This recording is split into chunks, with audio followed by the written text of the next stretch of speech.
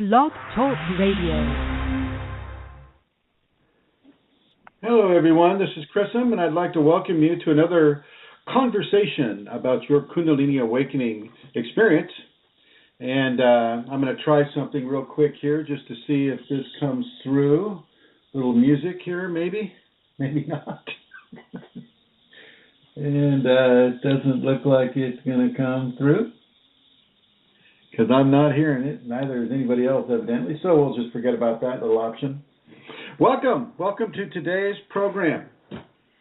And before I get started with this, I would like to introduce Her Holiness, the Celtic Queen of questionable comforts from Kerry and Cork, Amelia Santara.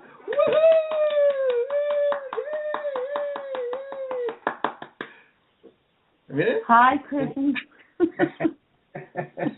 Hi, everyone in the chat room. I have the chat room up today, so hello, everybody, and everybody listening.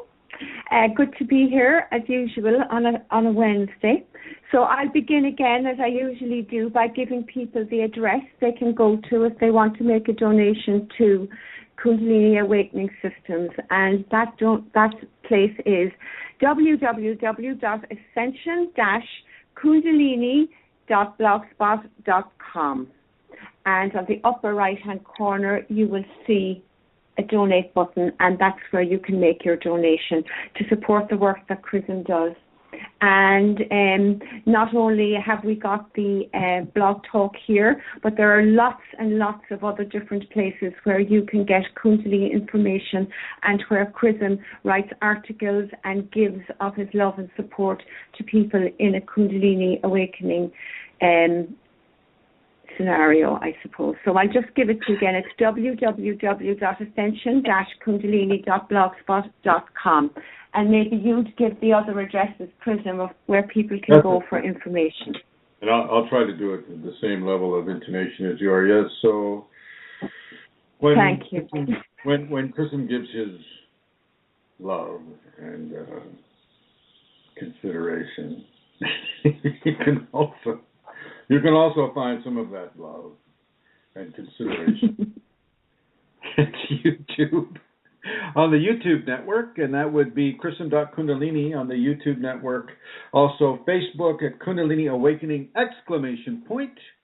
Kundalini Awakening Systems 2, Kundalini Awakening Systems 3, Kundalini Radiance Community, and the various Kundalini healing groups.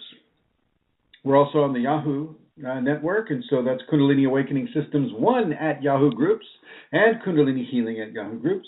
And we're also on the Google Plus network with Kundalini Awakening ! And so on and so forth.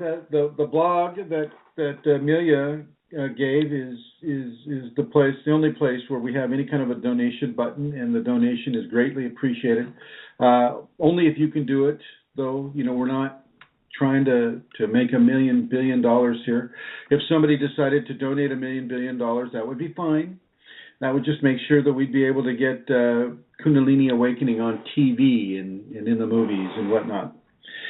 So I would like to welcome, of course, Amelia Santara and Fastg and Steve Jarecki and the guest 2981, Elizabeth Dalton Gonzalez, who I owe a very sincere level of apology to because I didn't make our Skype meeting today. Celestial Rubies, hello. And Suka, hello Suka, and guest 3051, and all of you that are listening off of the chat room, welcome to today's conversation. Today's conversation is about why would the Kundalini compel us to eat meat? Okay, so many of us in Europe and in India and in North America confer levels of vegetarianism as being a spiritual guarantor of our ascension into the heavenly fields, which of course have no mammals, just plants.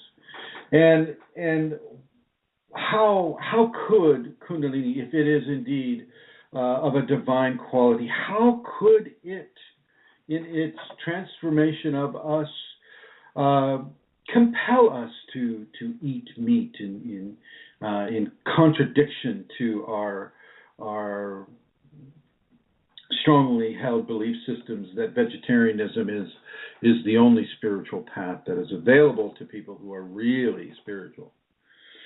And I would like to talk with Amelia Santara about this, as Amelia Santara is currently a vegetarian girl. Isn't that right, Santara? Yes, that is correct. That is correct, Chrism, I am. I wasn't always. Do you want me to speak a little about that? Speak a little about that, if you will. Okay. Well, I would have been brought up as a child, and as I was growing up, I ate meat. In Ireland, we have meat with every meal and 2 veg and potatoes. And that's the way I was raised.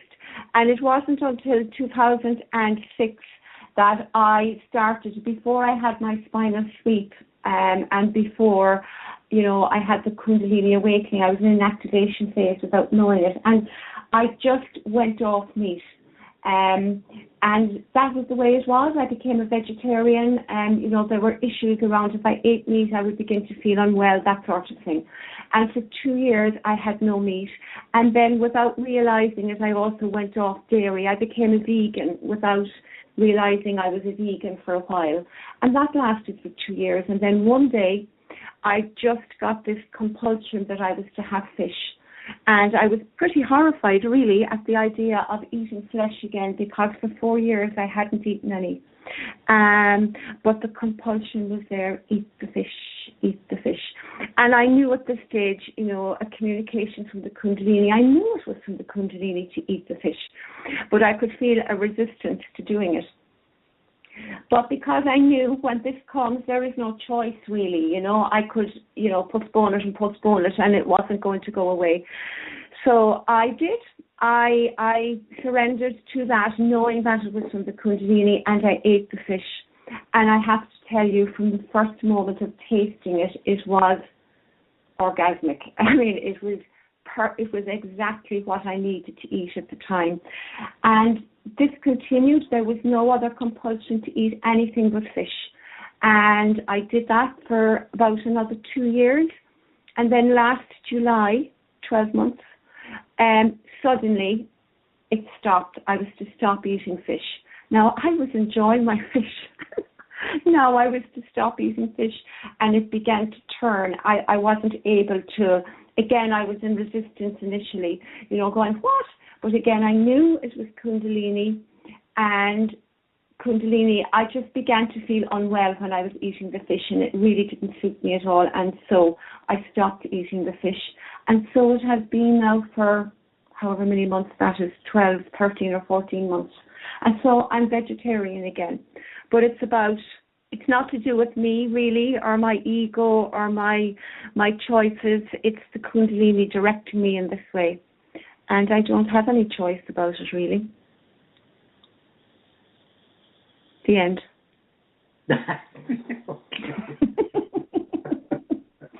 If you want to ask me something, that's fine, but that's okay. The end of the monologue anyway.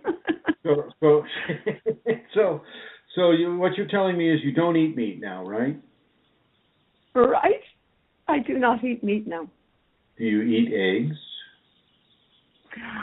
I do eat eggs. Do you eat avian placentas? What's that? It's an egg. Oh, we call them something else. Okay. Yes, I do eat eggs. So you partake of avian placentas, right? That is one way of saying it, yes, I do. This is what I find happening quite a bit. When a person turns vegan or vegetarian, they all of a sudden start adopting phrases like eating flesh or, so true. dead mammalian carcass. I mean, they start making a very large separation between themselves and the other folks who might partake of flesh on purpose or the meat on purpose. And this is really, it's interesting. I mean, you give humans something to disagree on, and they're going to compete about it over and over and over, no matter what, even subconsciously. Yes, I would certainly have called it flesh, because it became so repulsive to me. But you never called it personally. flesh when you were growing up, did you? Absolutely not. No. But I was never repulsed by it either. So yeah, you're right. It the whole dynamic changed. Yeah. Yeah. And then even as you went purely vegan, which just reminds me of some sort of an alien star system, Vega. But okay. I'm just going to stick with vegan here. When you turn vegan, it's even more of an issue. It's even more of a social statement of your choice in what you will consume in comparison with the choices that other people's make, and which one has more of a virtuous expression than the other. And well, I just need to say, and then I'll go blue. That wasn't where I was coming from, though, Chrism. In terms, or am I being defensive? In terms of what other people did with what other people did. It was the veganism just happens to be the name that covered the way my diet went. I get it, and I have come over to your house and I visited you, and you've cooked chicken and you cook meats for your family. It's just you yourself don't partake of them so much.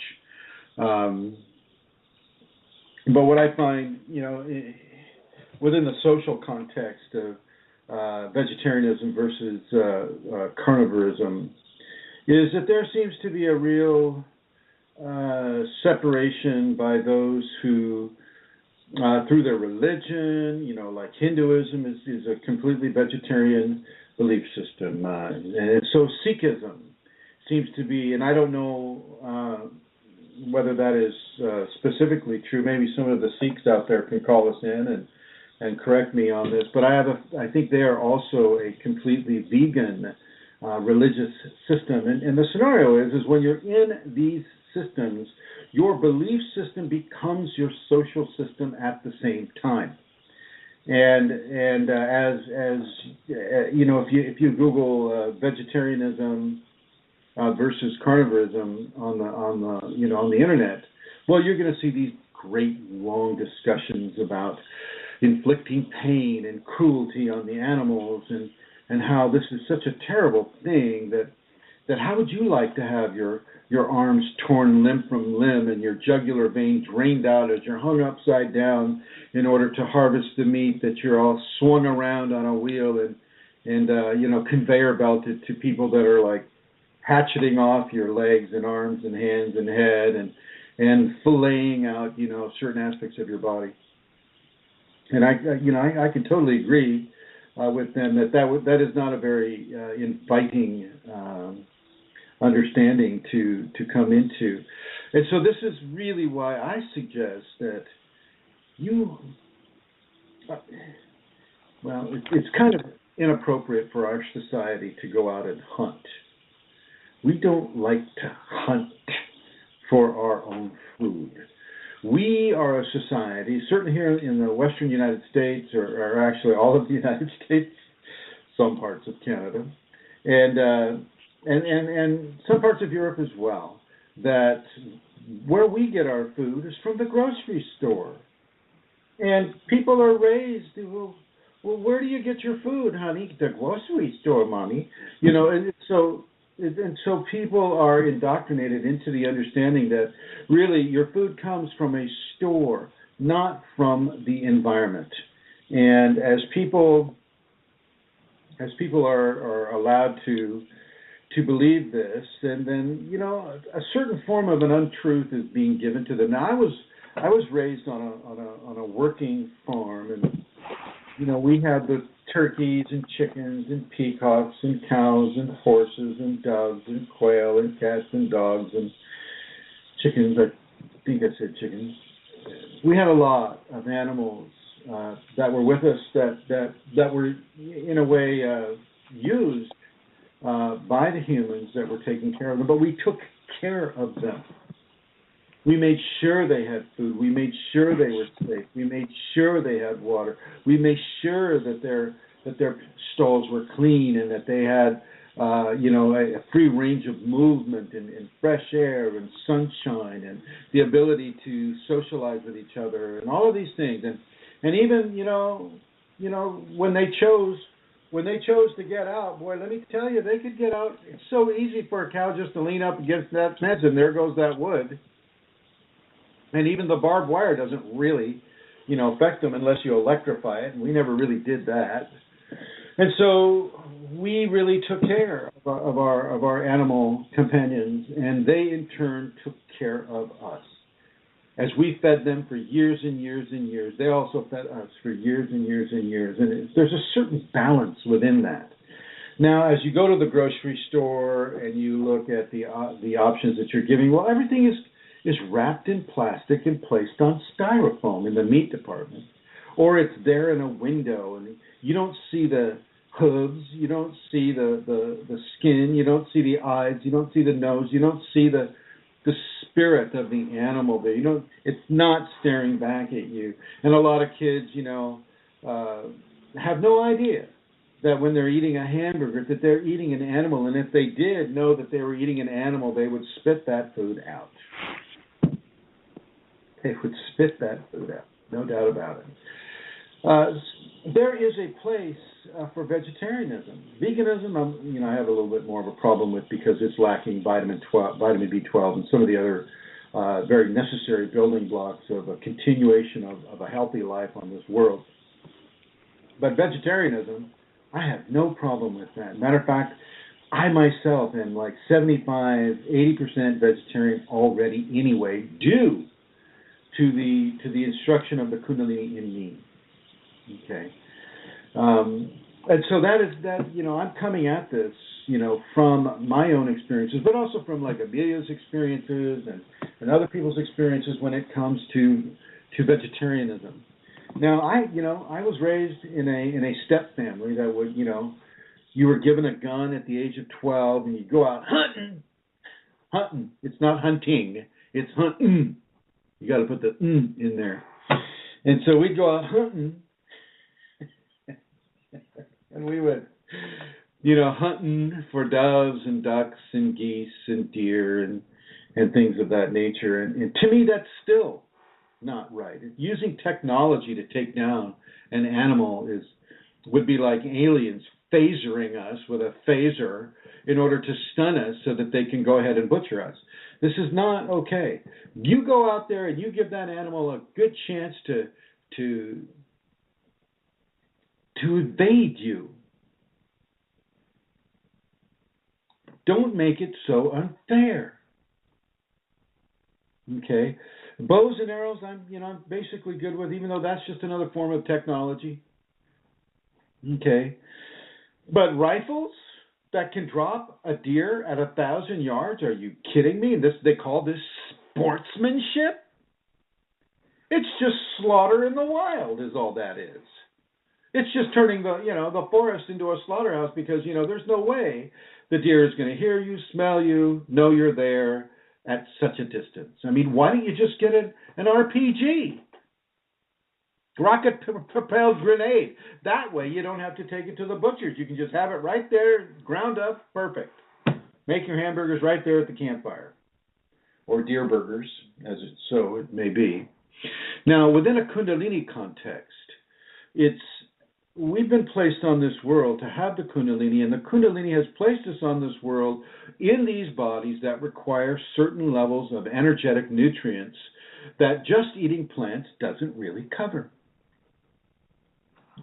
Even with Amelia eating her avian placentas, that's a level of food consumption that just plants will not cover. And by the way, she's only eating those avian placentas because I've given her an instruction to do that. So if it were up to her, she would have no problem not partaking of avian placentas. So just so you know that.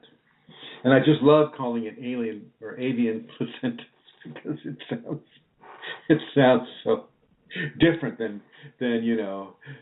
eggs. Eggs, we've been barraged with all that advertising, oh, you're a good egg, or oh, eggs, have eggs every day, an egg, and so, and I will suggest that eggs are very good for the Kundalini, especially for the developing nervous system that the Kundalini transformation is bringing about. And so, yeah, all of you, and Celestial Rubies, Bybee, EDG, Fashji, Guest, 3051, 3094, 3095, 3096, MJ Henderson, Sigrid Edworthy, Steve Jarecki, and Suka. I would suggest you all eat eggs. And all of those that are listening to this conversation outside of the chat room, I would suggest that you eat eggs if you are indeed inside of the Kundalini transformation. You'll hear my chair squeaking, so that's not yours. Nothing's wrong with the sound, as far as I know. It's always an issue with BlogTalk. So,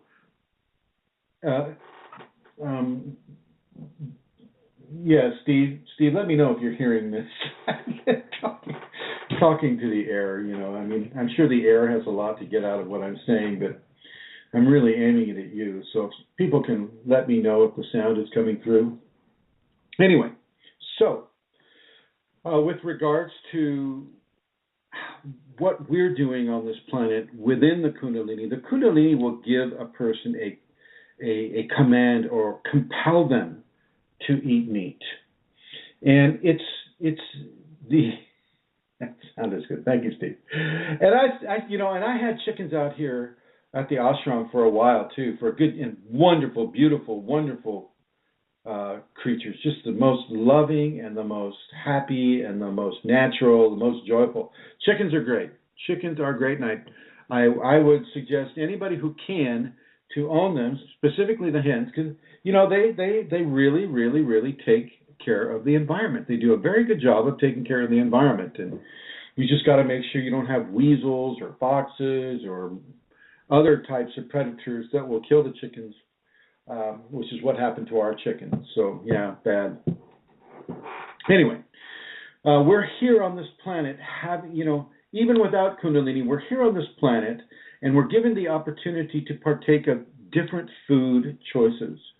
The food isn't necessarily all about the meat.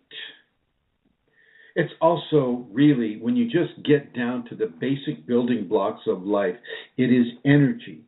It is energy of certain frequencies that allow for other frequencies to be supported by the original frequency that, say, you're consuming. So, for instance, if you're eating a chicken, okay, well, a chicken is an omnivore. They will. I've seen a chicken eat a mouse right out of my hand, a mouse that I was giving a healing to, no less. I was showing my students, okay, look here, we're going to give this healing to a mouse. Chicken comes up right next to me, and wonka, there was no mouse. It was just gone. It's just like, it was so fast. It was amazing. So don't think chickens are vegetarians. They most certainly are not. And furthermore, they're eating fleas, they're eating ticks, they're eating mosquitoes, they're eating grasshoppers, they're eating crickets, they're eating sow bugs, they're eating centipedes, they're eating worms. They are definitely not vegetarian. Even though they eat grass, they love to eat the grass, they love to eat your vegetables when they're first coming up in your really hard worked vegetable garden. They'll come in there and they'll just take all those sprouts right out for you, just in case you were worrying about having to work on them for the next 3 months. Chickens will take care of those plants for you. So do turkeys, by the way, and peafowl, and guinea hens, and all of these different avian varieties. They are all omnivores. They are not vegetarian. Whales, cetaceans, they are omnivores. They are not vegetarian. What do you think plankton is? And what do you think gets sucked up right along with the plankton? Plankton are sea plants, or microscopic, not even microscopic, krill. These are all plants and animals that the whales are filtering through their baleen in order to eat. Baleen is the filtration system that a cetacean uses in order to collect food from the oceans that it swims through. Whale sharks are also the same way. They are omnivores, not vegetarians. Okay, a vegetarian would be a horse, although sometimes a horse will eat an insect. But for the most part, the horses like their vegetables for their food. That's with cows and deer and moose and caribou and antelope and all the various grazing animals, buffalo, cows, et cetera, et cetera. And so what happens is as we partake of the earth, so does the earth partake of us. As we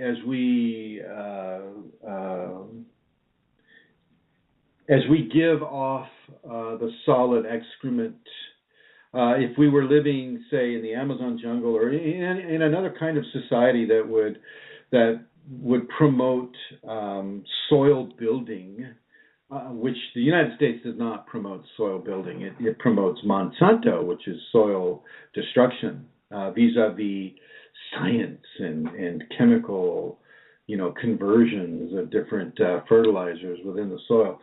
In the Amazon rainforest, however, there was a quite a large society, about 500,000 people. They're guesstimating, and they used different levels of human excrement to re-infuse the soils that they had strategically planted certain trees and certain vegetation plants that they would use to support 500,000 people. You know that some of those people had the job of taking that excrement out there and digging it in the soil. And this soil, to this day, now this was probably about a few thousand years ago, but the soil in those areas to this day are what even clued the archaeologists in that there was a society there. The soil has an extreme depth of absolute total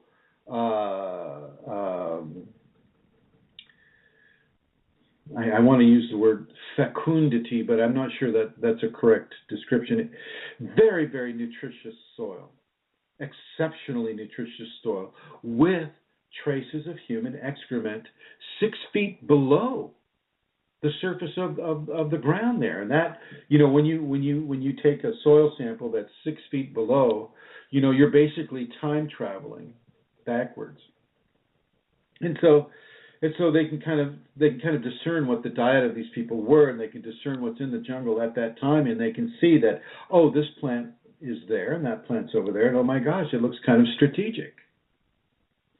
Looks like these orchards inside of the Amazon rainforest were put there intentionally to support very, very large populations of humans in a very different way than we do in North America and Europe and Asia and parts of Brazilian South America. Brazil's totally tied into Monsanto. You go down there and you see all these fields that are acres and acres of fields that have say do not trespass Monsanto.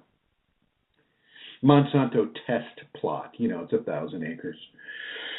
But anyway, I won't go there too much. So as we partake of the earth partakes of us as well, not only in our excrement but also in our body. Unless we, of course, even when we incinerate ourselves, that ash goes into the earth. Even if you put it in the ocean, well, that is part of the earth. So we are what that world that we partake of. And whether you partake of mammals or plants, both forms of creation have feelings. Both forms of creation, and the insects, and the fish, and the molds, and the viruses, and the bacteria, and the mushrooms, and the phytoplankton, and all the other levels of life that we haven't even yet discovered yet on this world and in this atmosphere. We are all partaking of those things. All life has an agenda of living. All of it does. And when that agenda is disrupted, there are levels of anxiety, call it pain, call it anxiety, call it disruption, call it what you want. But it does occur. That occurs with mammals and insects and fish and spores and molds and bacteria and viruses and all of the above. So we really want to, as Kundalini people, we want to resist placing a judgment on people who are consuming the flesh of mammals. And let me tell you why the Kundalini will use the flesh of animals. It will use the flesh, we'll just say, of a deer. So Steve Jarecki and I, we load up our bazookas and our cannon in our tank, and we go out looking for some deer.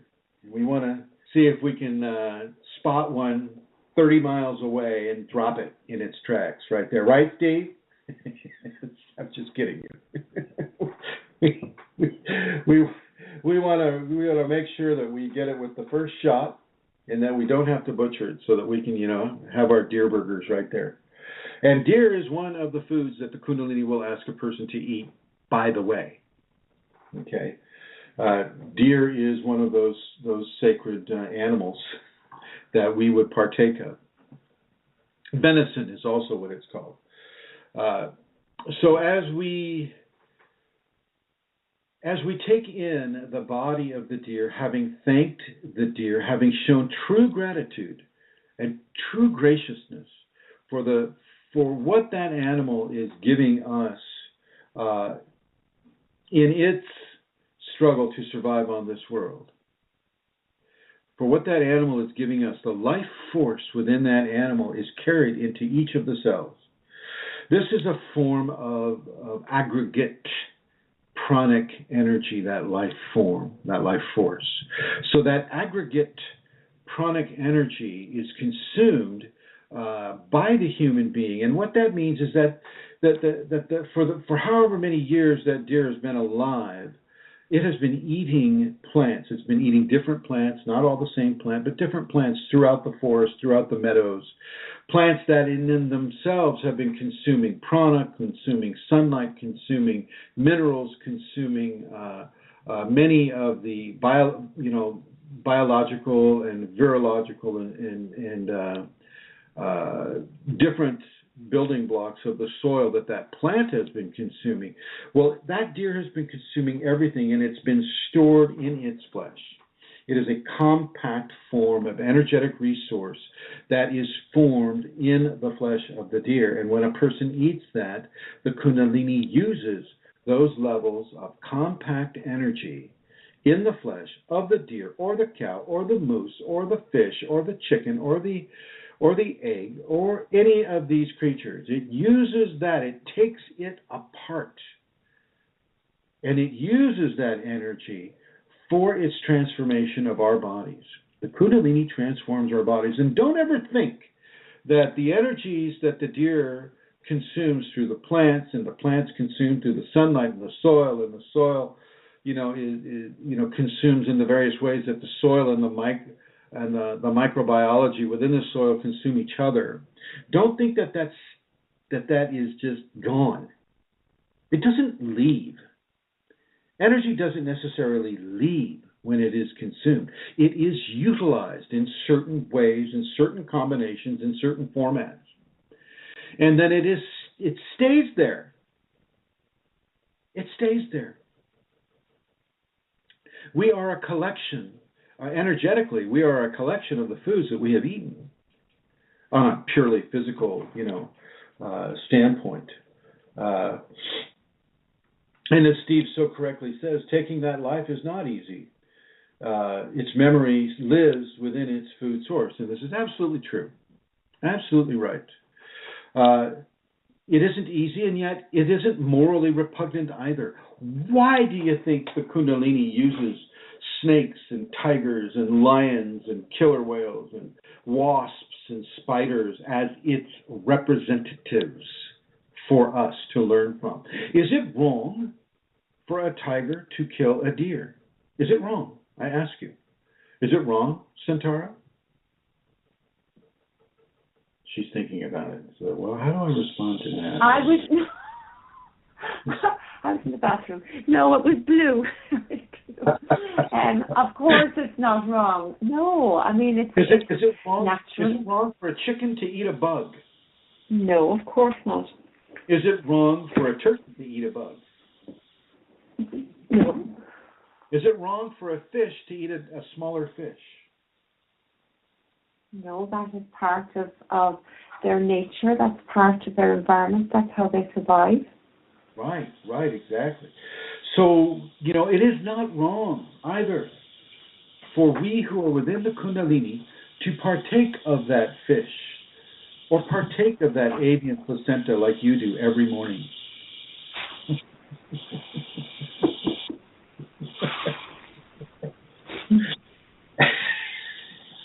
Sorry. I know you're enjoying it, though. So now a lot of religious belief systems that are kind of set up in and around the Indian subcontinent or even in parts of Asia, the Tibetans and the Buddhists, and they have people that have come awakened with the Kundalini, but one of the enduring messages that comes from their awakening is the ahimsa principle, the principle of do no harm. Do no harm. And I'm going to suggest that ahimsa, with people that are not strictly vegetarian, still is in play. It is still a viable understanding. It is still an understanding that is worthy of living. It's just that in order to live it, one must live. And in order to live, one must have food. And in order to have food, one must go out and in some way collect it. And when you're in certain areas of the world where vegetation isn't so available, let's talk about the tundra in northern Canada. How available is vegetation there? Well, it's not so available. Okay, there's some moss that you can scrape off a rock, but that's about what you're going to get. And so the argument would be, well, those people must move away from that because, they're not going to be practicing ahimsa, if they're killing polar bears or caribou. You can't do that. Can't kill a whale. Okay. Well, it's just not so, because ahimsa means to do no harm, and this is going to be my Kundalini's version of ahimsa, and so this is probably not going to follow the standard Vedic or Hindu-based understanding of the ideology behind ahimsa. With Kundalini, ahimsa is basically have an appreciation for all life and do not go out of the way to kill life unnecessary. That is, it's an unnecessary death. Don't kill something for the fun of it. Don't kill something because it scares you. Don't kill something because it's different than you are. You don't understand it.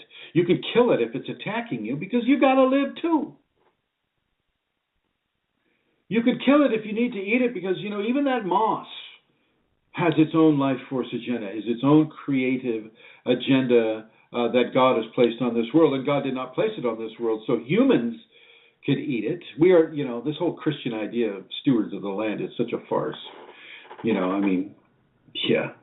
Wow.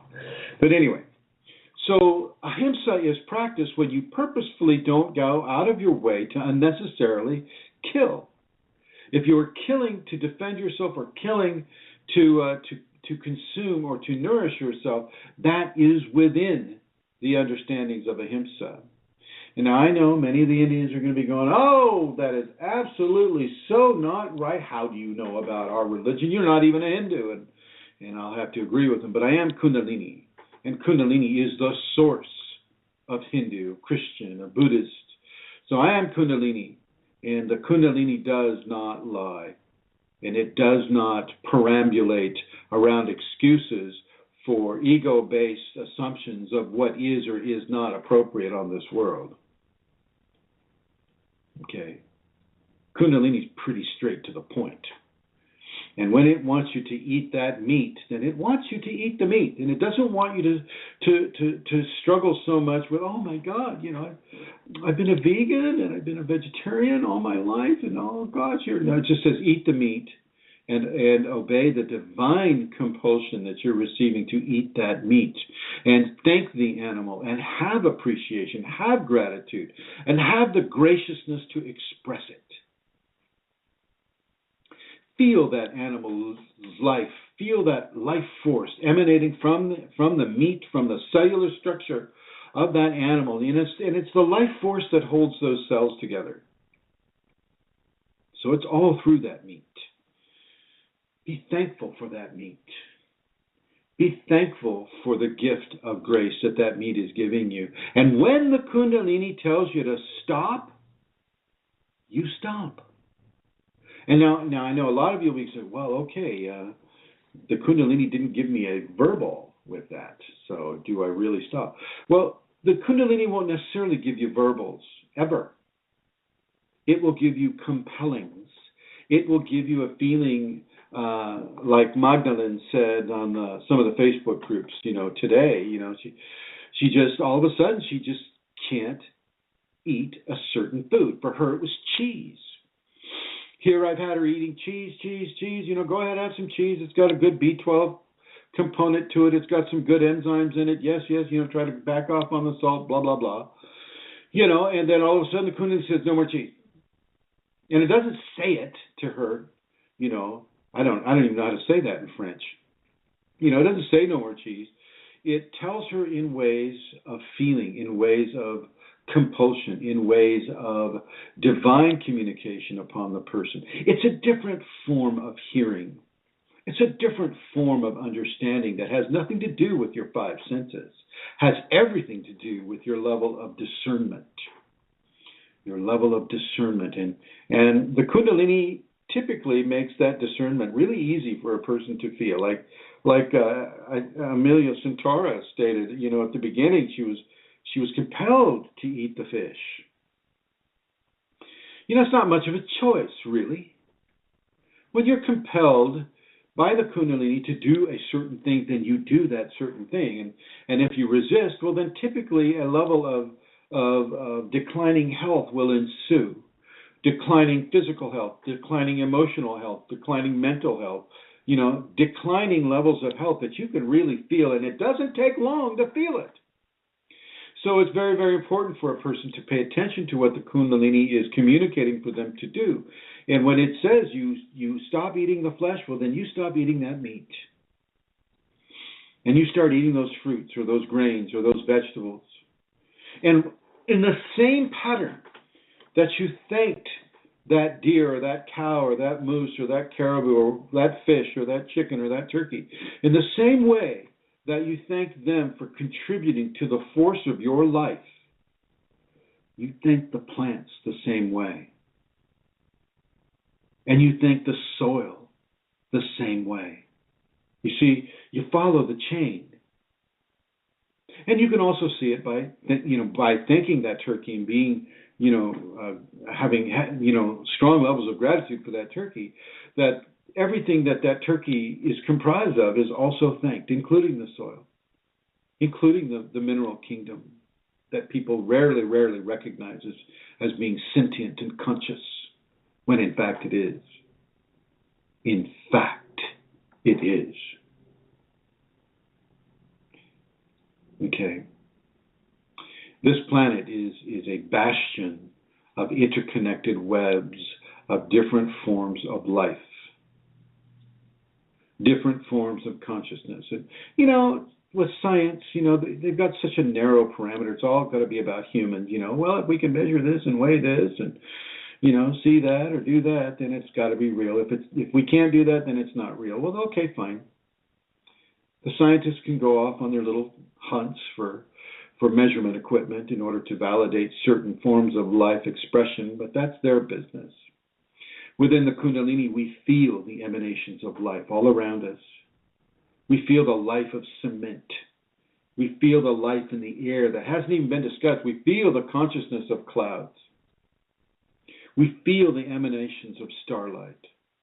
We feel these things.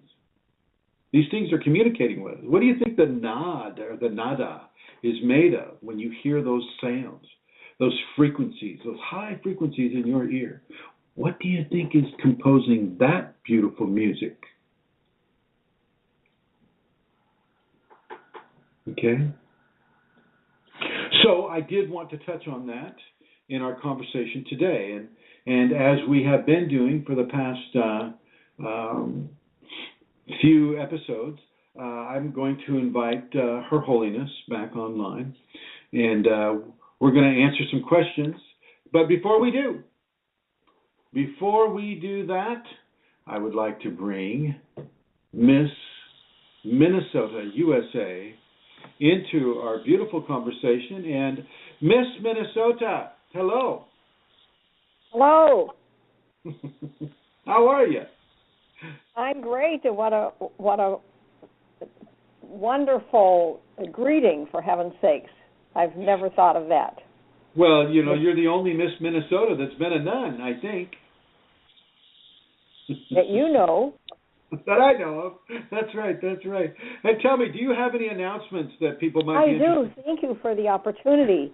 Yes, Minnesota is hosting our teacher again at the end of February for a seminar, February 21st and 22nd, here on the St. Paul side of the river, very close to the airport.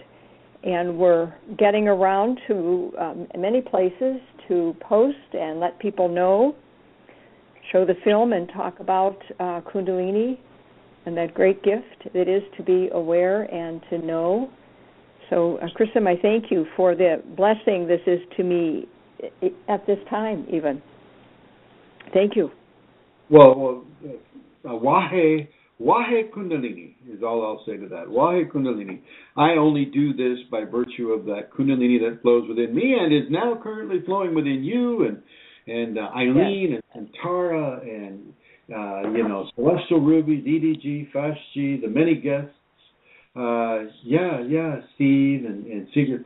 So Wahe Kundalini. Kundalini is the source for all of what we're doing right now. Right now, it is the source. And so, I look forward to coming to Minnesota and seeing you again, Rosemary, in person. And I would look forward to anybody that can make it to Minnesota to travel to Minnesota in late February, and also coming up in December.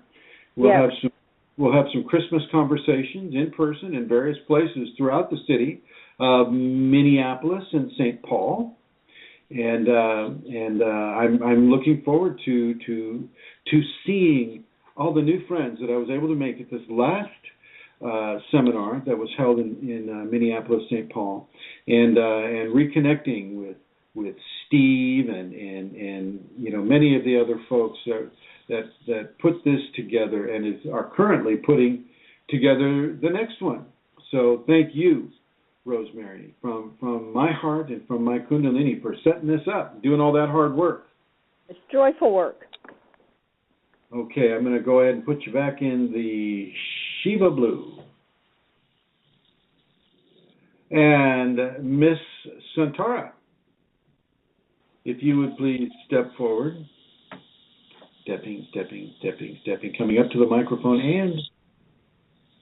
Here I am. Can you hear me?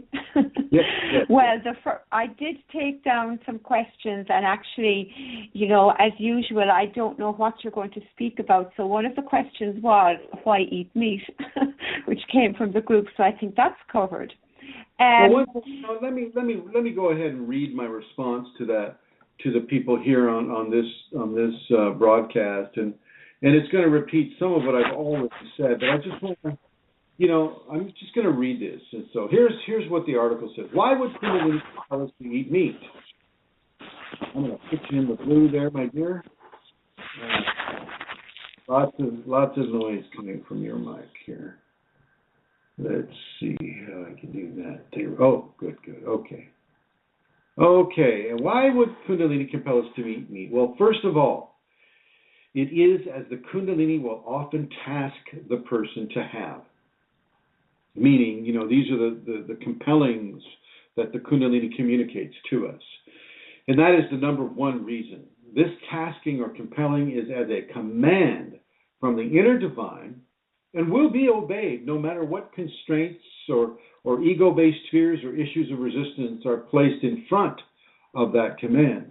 It isn't about inflicting pain any more than the tiger eating the antelope is about inflicting pain. It's a natural progression, and it's a natural level of obedience as a child to a parent. The child, the infant, will eat what the parent gives it to eat. And so are we as an infant in our beginning stages of the Kundalini development. It is about specific nutrients that are contained in certain forms of compact proteins and enzymes and pranic energetic expression which plants do not provide by themselves and yet do provide as they are ingested, combined, and utilized by other forms of creation, like mammals, herbivores. Has not the divine created this world for the various forms of life to transfer energy from one form to another? Why is it so easy for vegetarians to kill and maim plants for consumption, inflicting pain in the process? And I'm responding to a questioner that was basically promoting the idea that people that eat meat, are just in it to inflict pain, and this is part of what we do as meat eaters, is inflicting pain and being cruel. Why is it so easy for vegetarians to kill and maim plants for consumption, inflicting pain in the process? But for mammals, they draw an imaginary line stating the cruel dynamic of eating an animal. It interests me, and very few can answer that question. Is the tiger cruel? Is the shark cruel? Is the mosquito cruel? Are we so far apart from carnivores when we drive a car and kill many, many insect and some mammalian life forms? Even vegetarians drive cars. Why is the line drawn with mere consumption? Why not hold all life and all creation in the heart of love? Now, factory farming of animals and fish, I'm not including in this, as that is absolutely unjust and cruel and hurtful, and certainly can be improved. And it can. The biggest room in the house there is the room for improvement. Other forms of consumption is taught to us through the lens of the divine forces of the Mother Nature or Mother Shakti have set up a program on this world for the consumption of meat as well as plants, like the cetaceans do, like the gorillas do, like the apes do, like the chickens and the raccoons and the bears, and the list goes on. We are participants whether it agrees with our religious or spiritual values or not. We will eat as we must in order to live as we must. Plants, too, have consciousness. A blade of grass staring at the sun has its own agenda of life and its own consumption of materials from the earth, minerals and prana and bacteria that support the soils that it is growing in.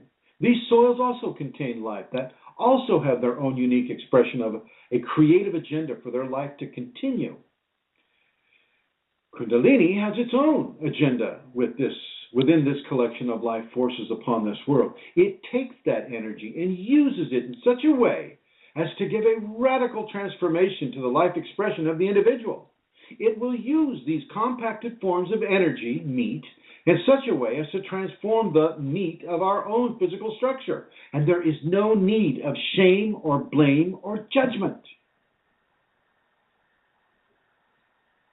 Not all paths are for everyone to walk. And perhaps even you, my friend, if you are from Europe or North America or Asia or South America or Australia or Africa, you perhaps suckled at the breast of a meat-eating woman and partook of meat as you were growing through childhood into your teens and then into an adult that partook of certain meats and other foods that helped to propel you where you are now. If so, and if you are currently strictly vegetarian, even your bones are constructed of the same compact proteins that you find so offensive to consume now. It's the Kundalini that makes the final determination. No matter what, we will follow that divine instruction. no matter what.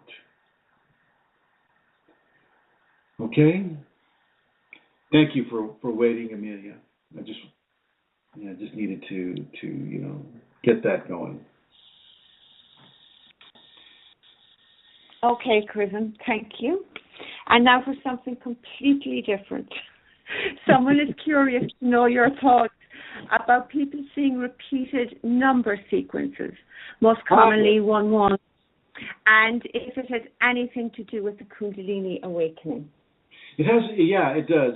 What is opening up in a person is a level of pattern recognition, a level of sacred numerology that the Kunalini understands, but the consciousness of the person does not understand. You'll see 1111, you'll see 333, you'll see 444, you'll see these types of numerical patterns that are emerging throughout your life, and these patterns represent specific communication from the Kundalini of being able to observe seemingly random patterns of alignment within the understanding of the five sense individual. And so as they discern their life around us and they start looking at, oh my God, there's 111. And they may get the single digit repetition, 111, all over the place. They'll see 111, 111, 111. But then they may get, and I get 3, 4, 5. I get these little mini straights. If you all play poker, you'll know what a straight is. And it's just a level of pattern recognition, nothing to be afraid of.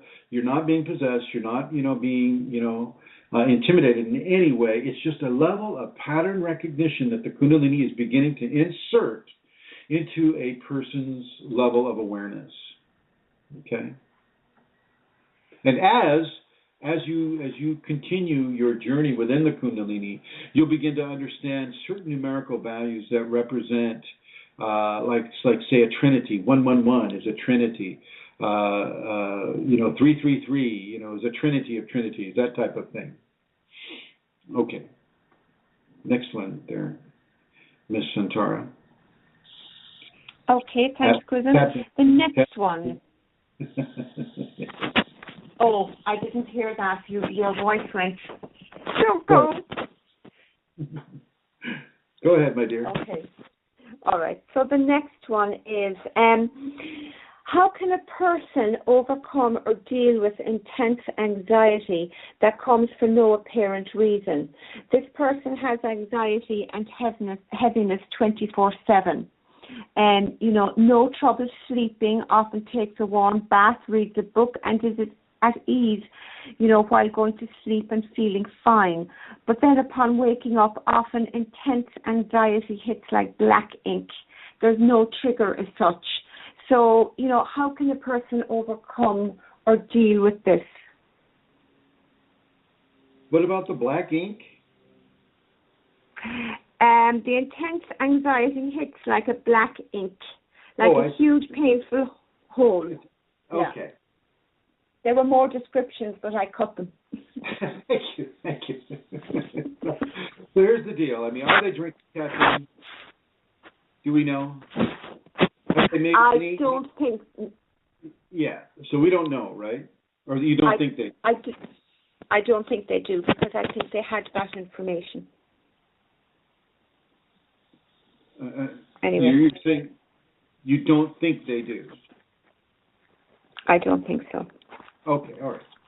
So the Kundalini will definitely hyper-express through the adrenals. Most of the anxiety that the people with Kundalini will have will come through the adrenal glands. Definitely come through the adrenal glands. And when that adrenaline, you've got a lot of noise.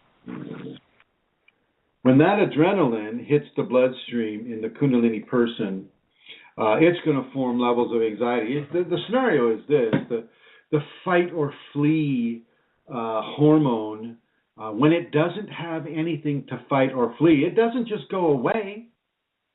The body just doesn't go, oh, I've got nothing to fight or flee, therefore I'll just relax. No. When that fight or flee hormone hits the bloodstream, those primal senses kick in. And when you don't have anything to fight or flee, well, there's a level of anxiety there. It's the muscles tense, the breathing is short and shallow. The heart is pumping, and there's really nothing to do, but it's forming a great level of anxiety within the person. And so whatever you can do to water down perhaps some of that adrenaline that's coming into your system, you do. Now that doesn't mean you drown yourself by drinking gallons of water. You don't do that. And you certainly take out all forms of caffeine. Let me tell you, black tea has more caffeine in it than black coffee. White tea has as much caffeine in it as black tea. Any tea that doesn't say decaf or herbal is going to have caffeine in it. And with a Kundalini person, that caffeine is going to last 36 hours in the human system. So 36 hours ago, your body right now is still processing caffeine that it received 36 hours ago. So you really need to understand that when you're cutting out caffeine. Okay, but this also lends towards high fructose corn syrups. This lends itself towards sweeteners of artificial qualities or natural sweeteners. You got to remember that carrot juice. You think, wow, carrot juice, that's a really nice vegetable. I like that. It's got a nice color. Bugs Bunny likes it, and I like them too. And what the heck, And so you drink a tall glass of carrot juice, fresh pressed organic carrot juice, and that is loaded with sugars. Our body basically lives off of levels of sugars. The food that we eat is broken down into different levels of sugar, and that is what gives us the energy that we want to have. Well, if you're drinking a tall glass of carrot juice, thinking that you're drinking some sort of a nice, calming, relaxing vegetable before you go to bed, well, you're not going to get much sleep. You think you're going to have that rapid foot or leg movement that they like to call a syndrome, which I just love. Everything's a syndrome that they don't understand. So yeah, you may have that restless leg going on. You may not be able to even lie down. You may have to take a walk. And if you're having the Kundalini coming into the kidneys, well, that's going to tie in, once again, with the adrenaline levels that are being pushed into the kidneys. Okay? So you really need to begin to understand that there are different levels of activity that the adrenal glands will partake of in order to give transformation into the system. And the best thing that you can do, certainly within the early aspects of the Kundalini, is to keep your meals as bland as you can. And I know that's not appetizing for people. But I'll tell you what, I walk this talk. I don't put a lot of spices on things. The most I'll do is black pepper, and that's also something I'm compelled to do. Salt, Tabasco. I used to really like Tabasco. My God, not Tabasco, but the red hot sauce. I really like that. But no, too much energetic distribution with that. And so try to keep your foods as bland as you can. Take the sugar out. If you must have some form of sweetener in the morning, if you're a diurnal person. In the morning, have some honey with your oatmeal, your bland oatmeal. And I don't mean a whole jar of honey. I mean maybe a teaspoon, little spoon. Okay. And make sure that's organic, free-range honey that isn't harmfully harvested from the bees. Okay. Do your best to do your research with the honey.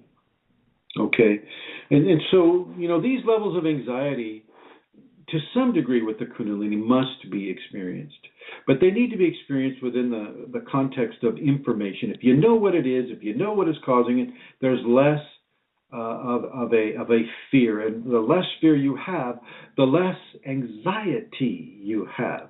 You may still feel that fight or flee impulse, but you'll know what's causing it. And so, therefore, your fear levels go down. Your fear levels go down. So that is one of the ways for a person to really begin to look at their levels of anxiety, certainly when they know they have Kundalini, and how they can begin to mitigate some of those things that they've been pushing into their body by virtue of social context. Next question, my dear. Thank you, Chrism. The next one isn't so much a question as I'm wondering, would you speak a little bit about twin flames? You know, there's an awful lot of talk recently about, you know, twin flames phenomena, for the want of a better word, I think, you know. And psychics and mediums talk to their clients about their twin flame, and there's a lot around about twin flames, and people seem to make huge choices and decisions around this twin flame, and some people tie it into Kundalini. I'd be just interested to hear if you would speak a little about that. All right. Thank you, my dear. Well, okay, twin flames. Okay, there is a such thing as a twin flame. Don't get me wrong. There is a such thing as a twin flame, but you typically don't meet them. You don't meet them so often in the body. It's not for a physical meeting. It's for a spiritual meeting when you no longer have to take bodies again because you've reached that level of refinement. Both halves have reached that level of refinement, and they meet, shall we say, in the heavenly fields, not in the earthly fields. And a lot of people, you know, are just so hell-bent on, oh, he's my twin flame, you know, because they're so much attracted to this one person, or, you know, and I mean, you can just go on and on about this one. Let me try to sum it up. You can have a soulmate. Now, a soulmate and a twin flame are two different things. Soulmate is what you share, this soul, this facet of your soul that you are living in this life. And I'll just use Sigrid and John. Sigrid and John, you know, soulmates.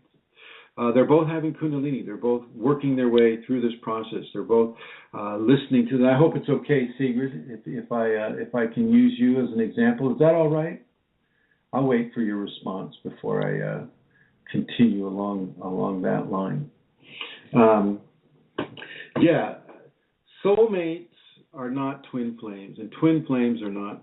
Well, twin flames can be soulmates. The twin flame phenomena is basically, you know, it's when consciousness was given the opportunity to use the earth as a point of refinement, consciousness split itself in a male and a female.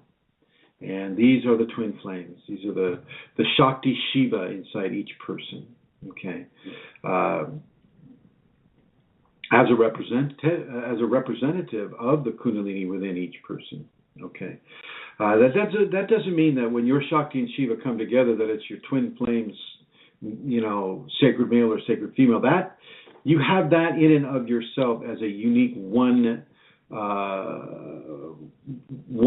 level of Kundalini creation on this world.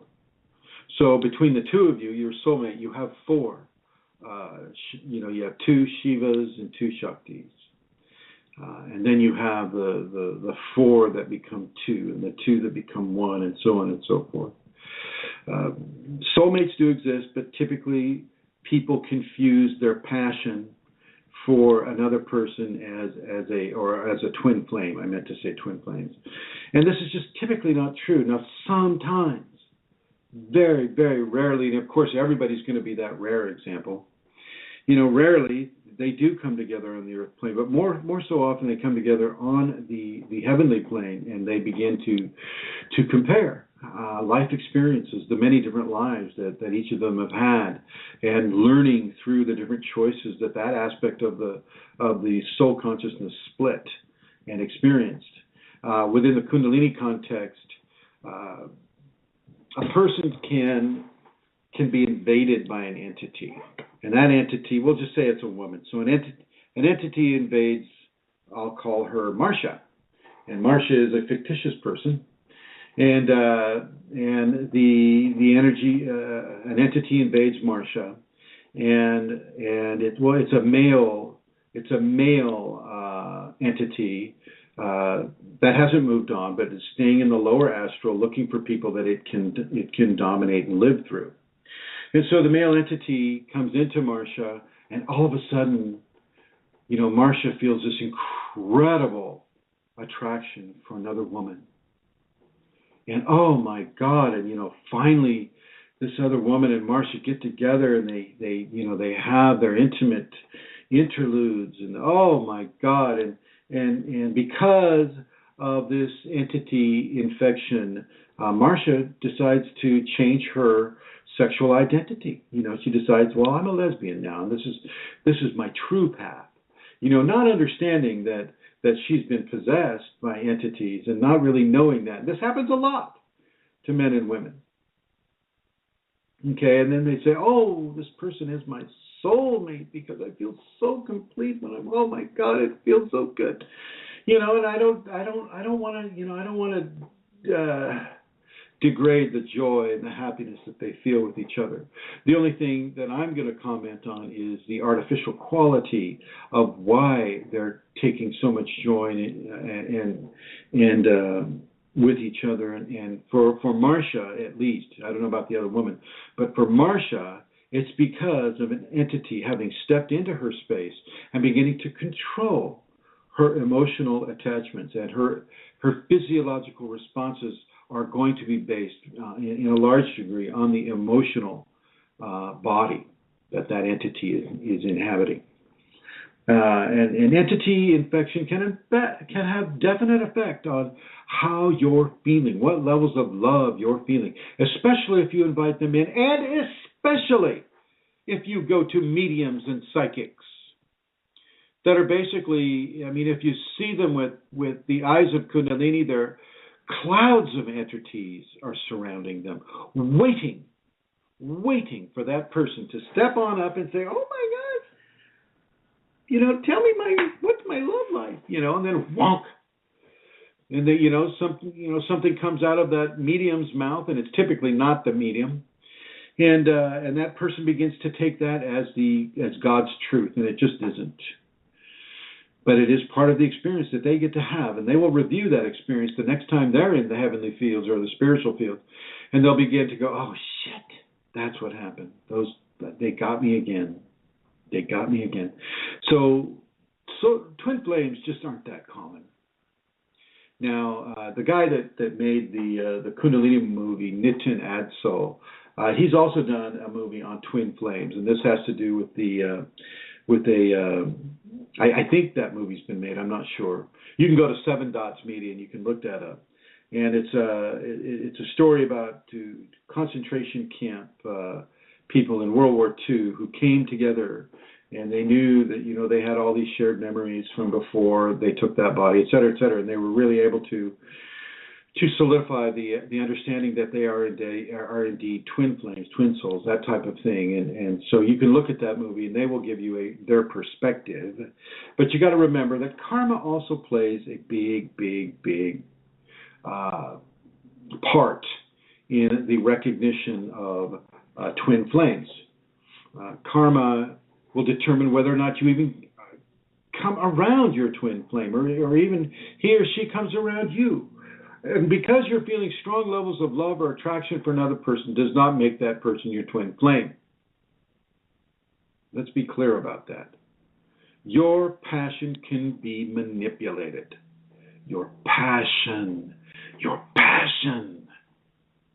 can be manipulated. You understand? Your passion can be manipulated, not always by you. Which is why we like to practice energetic hygiene. We don't go to mediums. We don't listen to psychics. We don't buy into these channelers. We just don't. I don't care how good their message is. If that entity that needs to possess that person can't come through as a child and go through the human process, then to me, they're lazy and they're taking a shortcut, and it's not a good idea. As I've said in other programs, the entities do not have to pay for the damage that they inflict upon the person. They don't have to pay for that damage. They just pull out when the going gets hurtful. And the person who owns that body then gets to enjoy that pain. Okay. Do not listen to the channelers. Do not listen to psychics. Do not listen to mediums. Don't make life choices based upon what they tell you. For the most part, it's a lie. And one of the best ways to tell a lie is to base that lie in truth.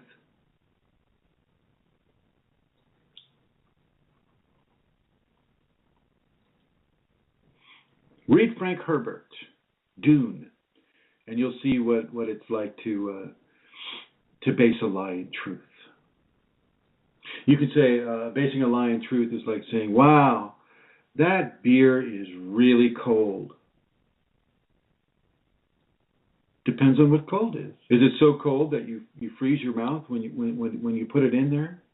Is it just cold in a way that it fogs up your brain? I mean, how do you interpret cold? I mean, it's probably a poor example. I'm not used to lying.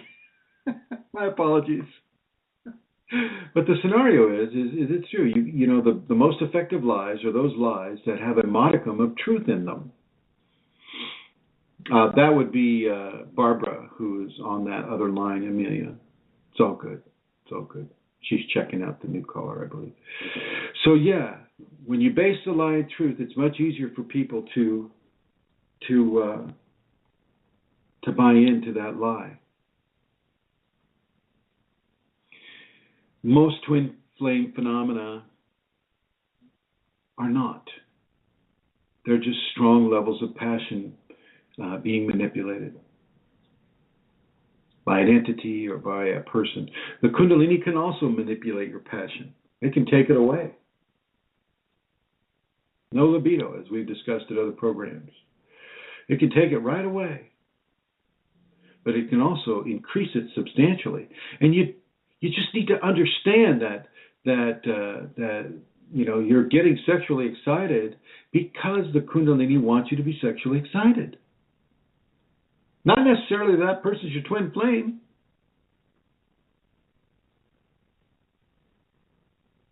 Okay. Josephine Smith. Thank you. It's good to see you, my dear. Okay. So with regards to twin flames, not so common, but it is a fact. There are twin flames. Next question, my dear. Oh, thank you, Chrism. Okay, connected with entities again, could you speak a little bit about, you know, developing or how we develop discernment in the context of entity intrusion? How do we develop our discernment? Well, if you've gone to a medium, or you've gone to a spiritualist, or you've gone to a psychic surgeon, or you've gone to some sort of an esoteric practitioner, Reiki, then you can pretty much know that you've been in the parameter of entities that are based upon influencing and penetrating a person's energetic field, number one. Mm. Okay. And that includes, in some cases, open casket funerals or accident scenes, or, you know, things of that nature. Okay. Okay. So one can encounter, and I've done a lot of this. I've done a lot of accident response. I've done, you know, I listened to the mediums and the spiritualists, and I went down to John of Gods too. But I just, because of the condition of my birth and the fact that I've had Kunalini for a while, I mean, it's going to put you in the blue there, girl. Big sigh. And because that has occurred for me, it just gave me a greater level of discernment of what is me and what is not me. And this is what you need to know. Who are you and who are you not? Okay. So if you have gone to these people and all of a sudden you start feeling having thoughts of violence, or having thoughts that are not within your typical expression, well, then you can know that there is an entity that is trying to influence you. Entities are as common as flu viruses. There are more entities in creation around this world than there are living people. And, you know, we're talking, say, 10 billion people. That, you know, there's probably 20 trillion or more entities, you know, around this world. And so they're a fairly common manifestation upon this earth. And so for you, it is a test. It is a test for you to discern who you are and who you are not. This is why when you practice the noble qualities of forgiveness, consideration, compassion, love, selfless service, tolerance, honesty, truth, all of these different noble qualities, you are practicing really what it is to know who you are. Because for the most part, the majority of entities will not subscribe to the noble qualities, the great majority. Some will. Some will at first and then change later on. Some will just try to hold on to you for the entire ride of your life and just, try to influence you for as much as possible. For those within the Kundalini, well, you can move through that area. You can become less disturbed and less concerned about that because you know that everybody has parasites on their skin, in their scalp, in their blood. Parasites are a fact of nature on this world. And that also goes with spiritual or energetic parasitism. So you just stick, certainly within the Kundalini context, you stick to those noble qualities. You practice those safeties. And you make that a huge part of your life expression. And from there, you will know who you are. And the Kundalini will help you know who you are. And it will also help you know who you are not. That you are not that entity that is using you for its own selfish interests. Whether that be good or evil, you will know that you are not it. And as you know that you are not it, you can therefore begin to take it far away from what its expressions and expectations of you might be. And we're back to Her Holiness for the next question. Thank you very much, Chrism. So the next one is pregnancy safe during a Kundalini awakening? Ah, yes. Well, thank you for that, Amelia. So the question is, pregnancy safe during a Kundalini awakening? Well, yeah, absolutely it is. And it's part of the whole process, really. Many women experience Kundalini awakening during the birth, the act of giving birth. Not necessarily during the act of being pregnant, but during the act of giving birth, the Kundalini in many women is released, and they are awakened at that moment. And a lot of the postpartum depression and these types of scenarios are also based in Kundalini amplification. Of course, they deal with it with drugs, when in fact, it can be seen as a Kundalini expression, and from there, the response to postpartum depression would be the safety protocols, if the person could do them. Forgiveness and love and all of these things. And I'm going to bring you back on, Centaur, because you have somewhat of a strong experience in these areas. How do you feel about it? Experience in pregnancy or in the safety? What's your question? Sorry, Chrism. Yes, I do indeed. But at the time that I was giving birth, I wasn't aware of Kundalini. Did you have postpartum depression? No, I did not. Oh, okay. Well then. But I've answered that pretty much as best I may with regards to... Yeah.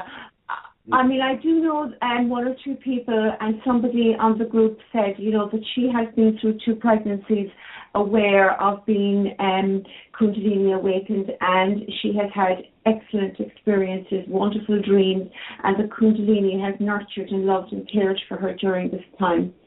I am very aware that my children are part, I'm very aware that my children came as part of a Kundalini awakening context. I dreamed of I have 6 children, and I had 4, and I always knew that there was a 5th coming.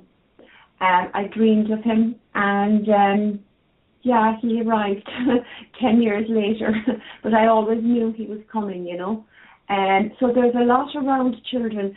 Soon after his birth, and he was an interesting delivery.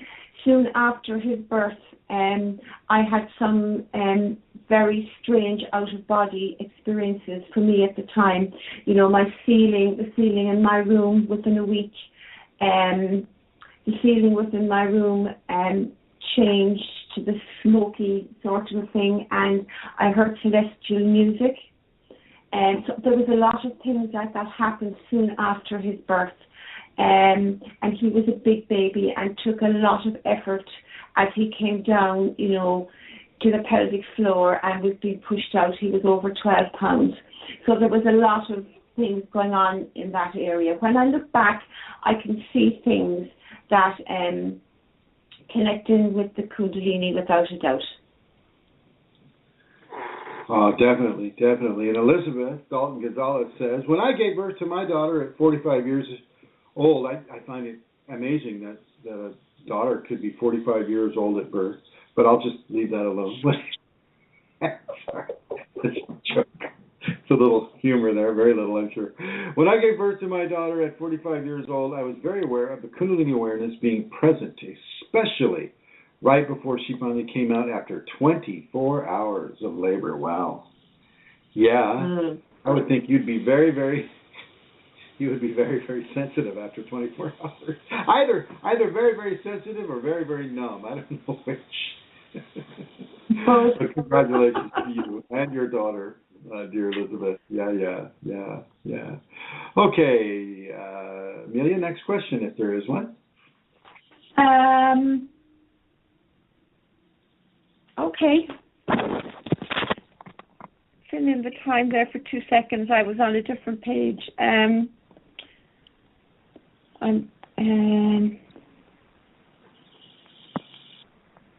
think that's it, actually, Chrism. Yeah. Oh, okay. All right. Well, now, if anybody else has questions that they would like to call, the number is 347-934-0026. 347-934-0026. Yes, Amelia. There was another one here, actually. It was from a week or two ago. It was about the healing group that we have, you know, the Kundalini Awakening Systems healing group. And somebody asked, you know, I understand the way of sending healings to others. What about when we are wishing and hoping for goodness to happen in a person's life? At one time, I would have prayed for such and such to happen, if it is God's will. In what form, as a Kundalini awakening person, do we do this now, and how do we send healing? Because we're surrendered to life. Yes. Okay. As a Kundalini awakening person, we go straight to the Kundalini because the scenario with this is many people have afflictions that are not accidental to them, even though it may have occurred in an accident or it may have occurred out of the blue or out of their conscious control.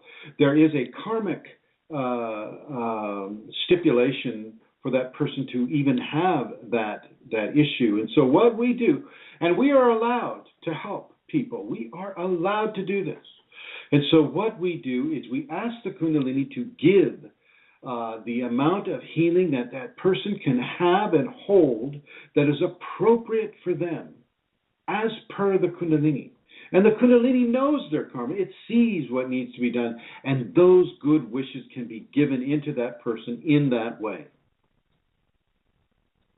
You don't even need to ask permission for prayers. Okay? But you cannot go into it yourself, and you don't want to go into it yourself. And another way you can do this is, of course, the power of prayer. So we'll just say that John O'Connor has a sliver in his toe. And, he was walking barefoot outside, and, he got a sliver in his left big toe. And it's like, oh, my gosh, we're having all kinds of pain, and it's limping, and he doesn't want to, you can't wear a shoe. You can't, it just... They'll say it got infected or something like that. Is it okay if I use John O'Connor as an example, Amelia? Thinking about it now, they're both kind of converging with each other. I don't know. Why should he use me? I give you my full permission. Okay, so Amelia takes John's scenario to the healing group, to the Kunalini healing group on either Yahoo or on Facebook. And they are there both. And from there, groups of people come together for John's healing, and they go through their Kundalini, and their Kundalini looks at John's karma and looks at what can be done to aid and give safety and service to John's situation through their love. The Kundalini loves to see people do this. This is a form of selfless service. This is in the safeties, for crying out loud. This is, being in those healing groups is a wonderful way of giving selfless service to other people. And it's even better because it's in a way that you don't see their face. You can't, they're not warm and fluffy right there in front of your face. You have to just sit down and go, okay, to John O'Connor, my Kundalini, please give John O'Connor the healing to his left big toe that he can have and can hold within your understanding of his karma. Please give my love and healing to him. And it will do that, as is appropriate to John. Maybe a little teaching about wearing socks, in addition. Or shoes. No, John, I mean, I don't think you go barefoot in Ireland that much. Do you go barefoot that much in Ireland, Emmaus Centaura? No, not typically. No, we do not. We do have shoes, but it's illegal. Mind you, interesting. When John was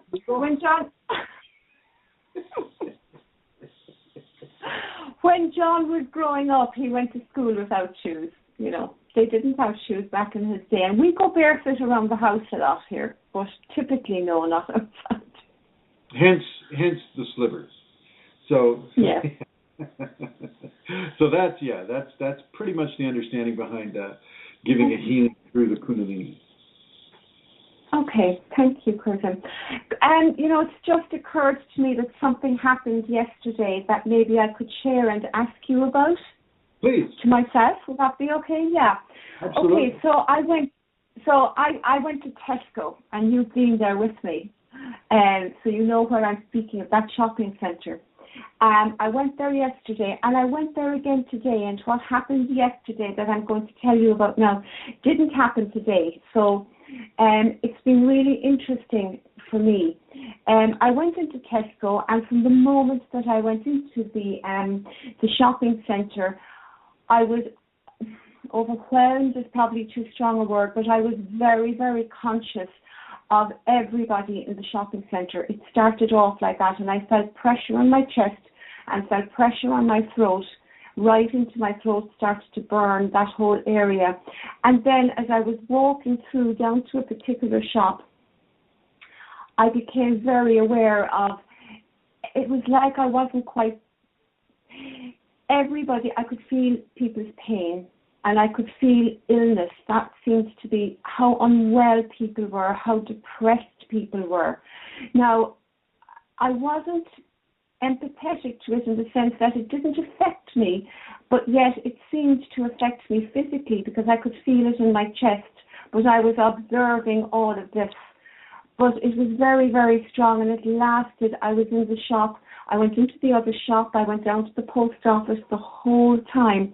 Somebody would come in, and I would feel, there was so much unwellness and so much depression, really, that people were, and lifelessness that I could feel from people. And when I left the shopping centre, and I did my business, and when I left the shopping centre, boom, it was gone. I went back today, and nothing, absolutely nothing, just normal and as before. It was like all my filters were taken away yesterday or something, and I don't know why or what that was about. Maybe you could help me with that.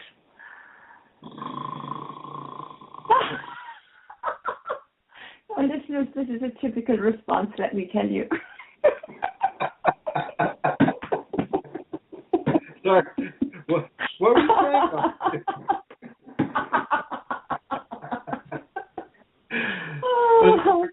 Yeah. The Kunalini was giving you an example of what you can feel within your footprint.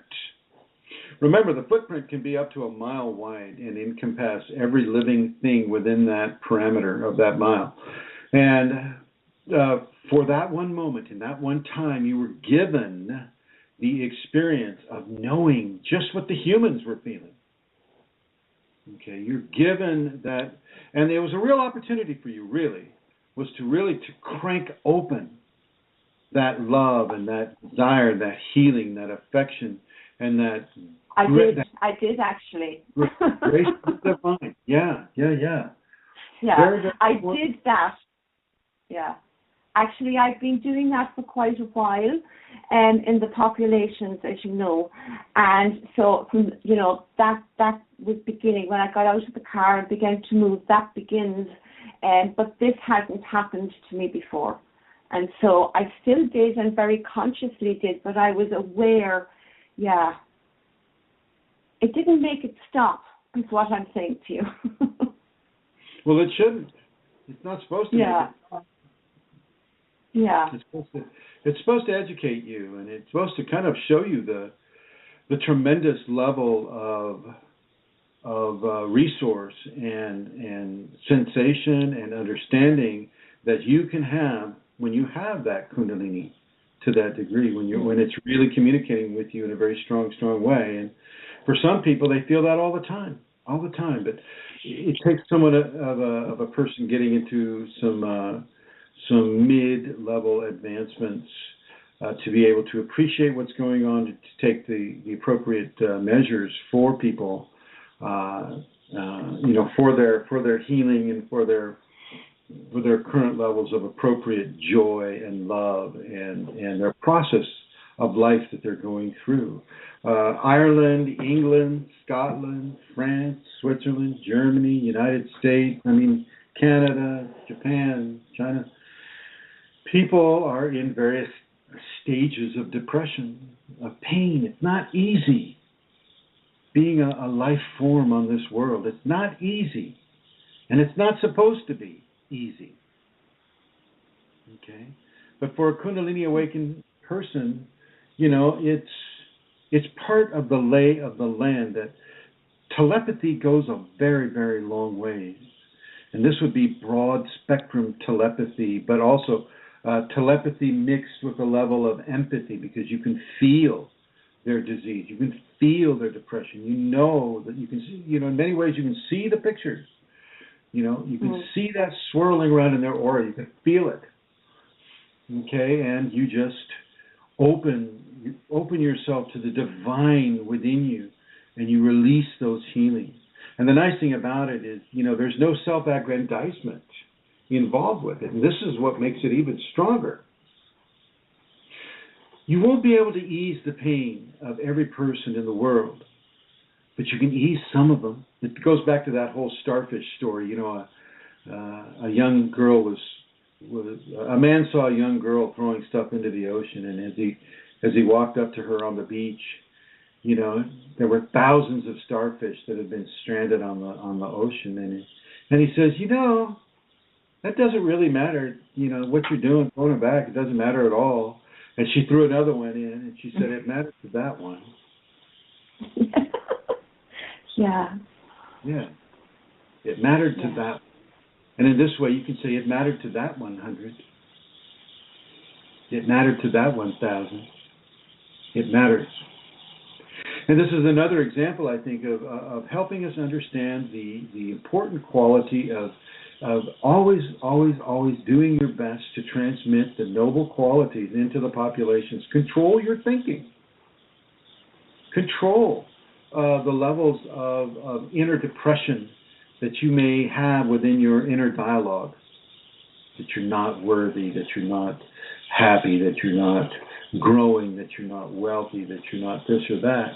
And start replacing it with a positive inner dialogue. I am worthy, and God has chosen me for a very special job, and here I am willing to do it with joy and love and grace and truthfulness and honesty and compassion and service, and I do this now all the time. This is my life goal.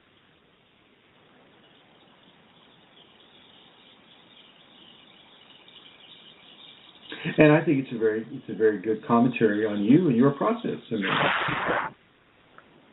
mean, did you just blow your nose on air? Is that what you just did? What? You just blew your nose on air. Oh, you are so good. Oh, my God.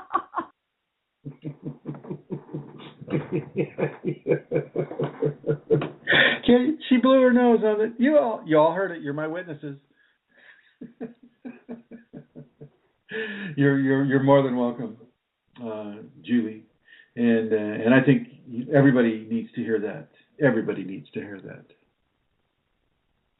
Julie wrote, "Oh boy, thank you for talking about this. I needed it, and I think everybody needs to hear this. And it's good to be reminded. It's so easy to just say, oh, just practice the safeties, practice the noble qualities, blah blah blah." But you got to put it into the context of your everyday life expression, your everyday inner dialogue that you have with yourself as you're looking in the mirror and you're like, oh, God, my beard's crooked. How did my beard? Oh, it's bed beard. I have bed beard, and that's why my beard is crooked. It's not just because I have a crooked beard. It's because I have bed beard. And so this is something that Chrism would say if he looked in the mirror in the morning. So, you just got to... You got to lighten up with your inner dialogue. Change those thoughts. Most of you have been depressed enough already. You know what that's like. You know what it's caused by. You know how it feels. Enough already.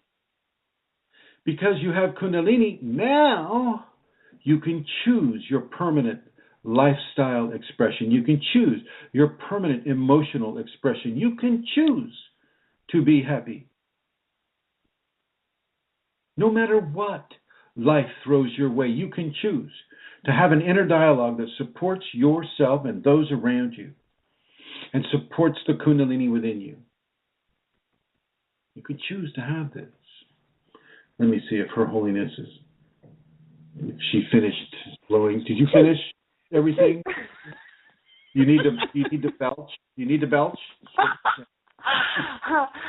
I apologize for blowing my nose, which everybody knows I did not. Just finish the pint, will you? Just finish the pint. I just want to add there that somebody on the group, with regard to your posting to do with why eat meat, says, I'm going to read it out. She says, Chrism, amazed at this post. I am going through a phase now where I am considering to eat meat again. I haven't wanted it for quite some time, and now all of a sudden I keep feeling like I need to dig in again. It's all about getting the right balance within, and I believe Kundalini is showing me this about the process. I have gone back and forth with this feeling for years now, so blessings to you. Well, people will go back and forth. Magdalene de Deus, she's going back and forth. Amelia Centaur goes back and forth. I go back and forth sometimes. I mean, it's rarely that I'll eat a cow or hamburger or anything. Seriously, it's rare for that to occur. But I'll have venison, or I'll have chicken, or I'll have turkey, and you know what? When I have that turkey. We have wild turkeys around here all the time. They come in and they chew up your garden and do shit on your car and whatnot, which is fine, sort of, kind of. But I feed them. They get fed every day, away from the car. They get fed every day, and I feel that as I consume the turkeys. And they feed me, so do I feed them. And I like that, and I'm good with that, and they seem good with it too. So I invite those of you who can help the wild lands, the wild animals, the wild creatures. Help them by not using Monsanto products in any way, shape, or form. Help them by not using bioengineered products that try to short-circuit nature. Don't buy and eat glowing tomatoes. I know. I'm sorry, Amelia. I know how you feel about the glowing tomatoes. Don't go out of your way to get in, to try to subdue nature. Go out of your way to blend with nature, to be that natural Kundalini expression of the divine upon this world, which is what set nature in motion in the first place. Be that person who gives a positive dialogue about yourself and how you influence not only the people in Tesco, but the people all around you, all the time, the environment, the animals, the insects, the bacteria, the mammalians, the avians, the fish, the polywogs, the cetaceans, everything is influenced by your Kundalini. You are a lighthouse to many forms of creation, not just people. And it's really not all about people here. It's just people have made it that way. It's about all creation. All creation counts. All creation matters. All creation is what it's all about. Not just one form of it, that has the egotistical self-valuation of where it stands within, the context of everything else. All creation is what matters. And it's what matters to the Kundalini too. All right, well, if you have any questions, I'll give you a few more seconds to give it a call. It's 347 area code 347-934-0026. And I would like to thank Eileen Laurel and Rosemary Goliath for their continuing support of the Kundalini Awakening program. I would like to bring Eileen on right now. Hello, Miss Eileen. How are you? Hi, Chrism. I'm fine. Thank you. Hey, so you're putting together a new CD, right? Or we got the CD thing going? Yes. Amelia or Centara is sending out the CDs in countries other than Canada and the U.S. I'm sending them out in the U.S. and Canada, and we welcome any orders. People can actually go on the YouTube channel, your channel. The early videos actually have some of the music, so if they want to sample some of the music. And I also found again on the Yahoo page in the files, there are a couple of your songs listed there that people can listen to. So, well, yes. Thank you. Thank you, my dear. And I just want to thank you for, Eileen was the person who took the very first video that I uploaded to YouTube. So I just want to thank you for your long and diligent service to the many, many Kundalini people out there that we are reaching. Thank you, my dear. You're welcome, Chrism. All right, I'm going to put you in the blue. And I would like to bring Her Holiness, the Celtic Queen of questionable comforts, Amelia Centara. Amelia? Uh-huh.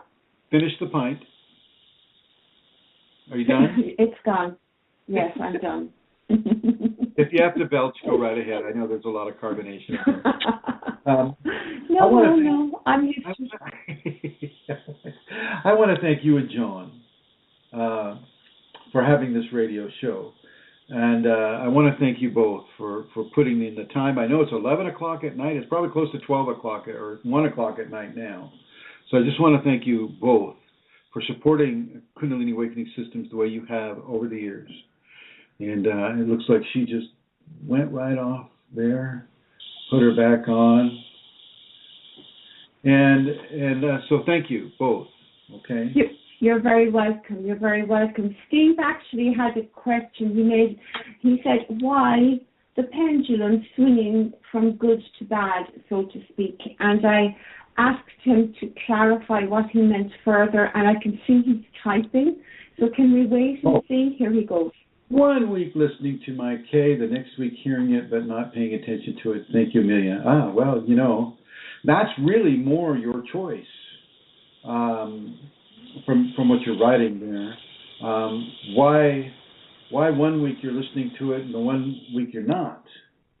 I would suggest that you put in more of a diligence in listening to it all the time. Don't let there be a time when there isn't that Kundalini voice within you talking with, well, not, using words, but giving you feelings of the divine connection that you have. For you staring at a lawn and just feeling the life force emanating from that lawn, staring at yourself and seeing the life force emanating from your own eyes. I mean, how can you not pay attention to the Kundalini in that context, Steve? And I see you're typing some more. So it is hard work at first, but once you start doing it all the time, Steve, it becomes natural work, and it's really a step up. It's a step up in a direction that is really, really important for a person to experience, and it does begin to sculpt your future experiences that you will be having with, in this regard. You'll get stronger and stronger and stronger, and it won't be such hard work after a while. It's always there. It's a thought away. I mean, that isn't very hard. It's just a thought away. You just have to really look at where your ego controls are controlling your life, and put those aside and let the Kundalini controls step in to a proper position of control and engagement in how you are meeting your life and how your life is meeting you. So thank you, Steve. Excellent questions. And thank you, Centara, for your excellent questions. Thank you, Rosemary and Eileen and Julie and Elizabeth and Fastji and the guests, 3051, 3094, 3096, 3248, MJ Henderson, Sigrid Edworthy, Steve Jarecki, and Suka. Thank you all for joining us in this program about your Kundalini Awakening experience. And I invite you to this channel, same time next week. We'll be having another conversation about your Kundalini Awakening experience. Thank you, everyone. Good night.